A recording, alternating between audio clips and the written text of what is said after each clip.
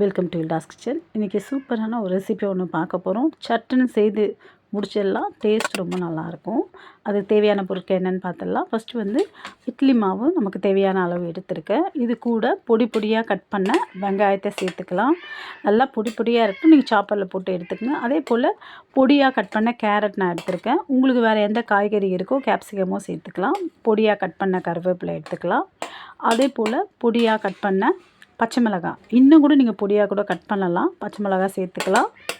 அப்புறமா பொடியாக கட் பண்ண கொத்தமல்லியை எடுத்துக்கலாம். இது கூட தேவையான அளவு உப்பு சேர்த்து நல்லா மிக்ஸ் பண்ணிக்கலாம். இப்போ வந்து இந்த பந்தோசை வந்து நான் ஃப்ரெஷ்ஷாக ஆட்டின மாவில் தான் நான் செய்கிறேன். உங்களுக்கு வந்து மீந்து போன இட்லி மாவு, தோசை மாவு இருந்தால் நீங்கள் இந்த மாதிரி செய்துக்கலாம். கடைசி மாவு இருந்தால் கூட அதில் நிறைய இட்லி ஊற்ற முடியாது, தோசை ஊற்ற முடியாதுன்ற பட்சத்தில் இந்த மாதிரி செய்து சாப்பிடுங்க. ரொம்ப சூப்பராக இருக்கும். இந்த மீந்து போன கடைசி மாவில் கூட நீங்கள் இந்த மாதிரி செய்து சாப்பிட்லாம். டேஸ்ட் ரொம்ப நல்லா இருக்கும். நல்லா மிக்ஸ் பண்ணிக்கலாம். பாருங்கள், இந்த மாதிரி பதத்தில் இருந்தால் போதும். என்கிட்ட தாளிக்கிற கரண்டி இருக்குது, அதை எடுத்துருக்கேன்.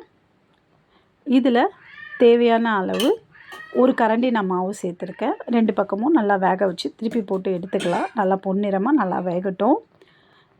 பிள்ளைங்களுக்கு இதை இந்த மாதிரி செய்து கொடுங்க. காய்கறி சாப்பிடாத பிள்ளைங்க இந்த மாதிரி செய்து கொடுத்தா நல்லாயிருக்கும், சாப்பிடுவாங்க. இதுக்கு வந்து தொட்டுக்க எதுவுமே தேவையில்லை, சைட் டிஷ் எதுவுமே தேவையில்லை. அப்படியே கூட சாப்பிட்லாம். இல்லை தேவைன்னா நீங்கள் சட்னி ஏதாவது கூட வச்சு சாப்பிட்லாம். உங்கள்கிட்ட இந்த தாளிப்பு கரண்டி இல்லைன்னா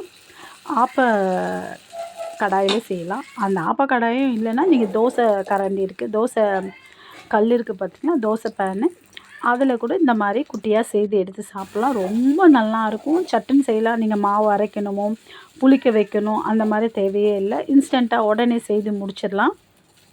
உங்களுக்கு இந்த வீடியோ பிடிச்சா லைக் பண்ணுங்கள், ஷேர் பண்ணுங்கள், சப்ஸ்கிரைப் பண்ணுங்கள். நீங்களும் வந்து ட்ரை பண்ணி பாருங்கள்.